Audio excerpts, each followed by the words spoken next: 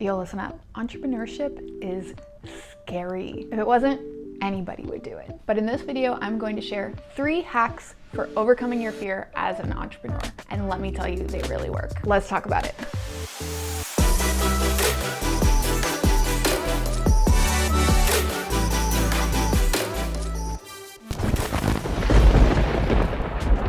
What up, y'all? I'm Liz Marie. I'm a brand strategist and designer, and I help women in BIPOC-owned brands overcome brand chaos, get clear on their brand, level up so that we can all shatter glass ceilings and build generational wealth. That is why I'm here. But today, I am here to talk about fear. When you start a business, especially when you're ready to make the leap, as they say, and your business can go full time, it can really feel like jumping off a cliff. It can be terrifying. And I know because I have been there. I am a self-professed scaredy cat turned serial risk taker. I have learned to deliberately tackle my fears head on, and owning my own business and quitting my job was a big one. In fact, I got to a place where it felt like running my own business was the only fear that I hadn't tackled head on, aside from like my major phobia of rats and small furry things. But that is neither here nor there. That's not a real life fear. So when you're feeling freaked out in your business, when you're really afraid to make the leap, when you're just getting bogged down by what ifs and worries, what can you do? Number 1, feel the fear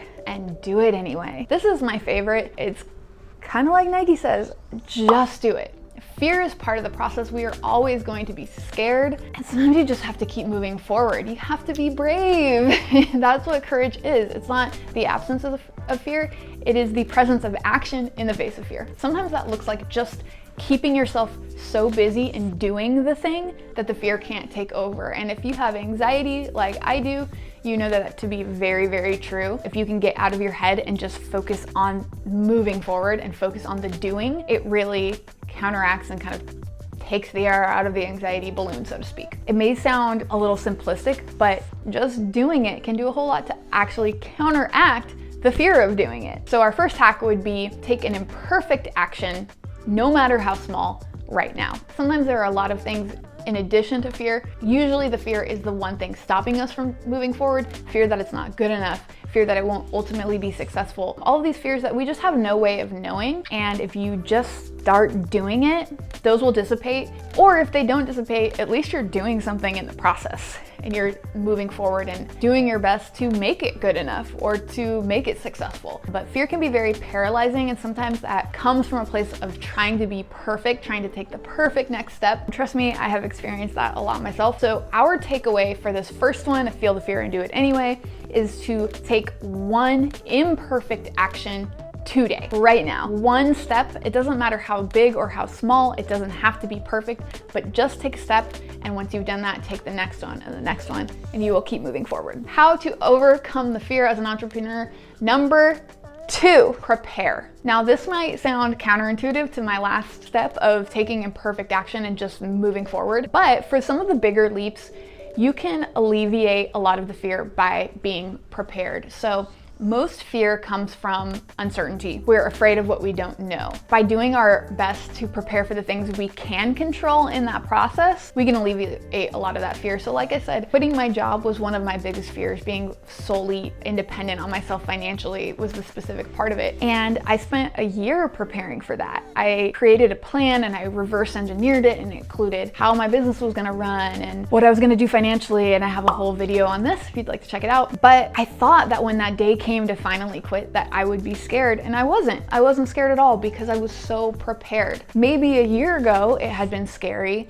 but once I started to do the work, it no longer was. And of course, many other scary things have come up since then, but I conquered that one. And the way that I was able to make myself comfortable enough to take it on was through this planning and preparation. And part of creating that plan is to factor in the things that you can't control. So some of it might not be up to you, but at least in your plan, you can say, I'm gonna ask so-and-so, or I'm gonna figure out who to ask for this thing. Just start to factor in, oh, there is a step I can take. Even if I can't control the outcome of this thing, there is something I can do to influence the outcome. It also may help to plan for the worst case scenario. So a lot of fears are grounded in what if? What if you indulge that for a second? If every bad thing that you possibly could think of that you're so afraid of actually happened and you plan for that, where would you be? Would it be really as bad as you're making it out to be in your fears? Are there steps that you could take? Does it even seem realistic that all of those things would happen? A lot of that helps mitigate the fear, but if it doesn't, planning for those worst case scenarios and having